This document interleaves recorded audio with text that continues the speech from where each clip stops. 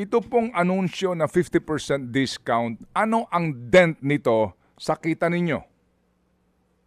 Ganito, sa madaling salita, Manong Ted, ang yung lost opportunity namin monthly with this 50% discount, around 35 million monthly. Yun yung rough computation namin, around 35 million monthly yung mawawala sa amin. So basically po, attorney, sa mawawalang ito na inyong kikitain, obligado ngayon ang LRTA na maghanap ng pera to be able to finance your dues and obligations. Tama yan, Manong Ted. At pinakamabilis nga dyan, actually nagsabi na ako na kailangan naming humingi ng additional funding galing ng national government. Okay. Ano po ang tugon dito po ni Secretary Banoy? Okay naman. Naintindihan naman nila.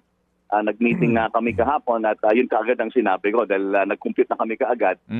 Kaya sabi ko talagang tatamaan kami and nag-commit naman siya na tutulungan kami. Opo. Maganda ho naman itong binabanggit nga na diskwento sa panahong ito lalo na, di ba? Para po naman hindi ganong katindi ang dagok nitong pamasahe sa napakarami pong nagbebenepisyo sa LRTA. But definitely po, ito kasi nga ay may kahulugan din na bawas kita ng tren para ho sa kanilang pangangailangan pati ng maintenance. Yan po ang kumbaga ang epekto nito. Mga magkanong kakailanganin nyo po kung magpapatuloy po ito every month at least sa subsidy po na manggagaling sa gobyerno?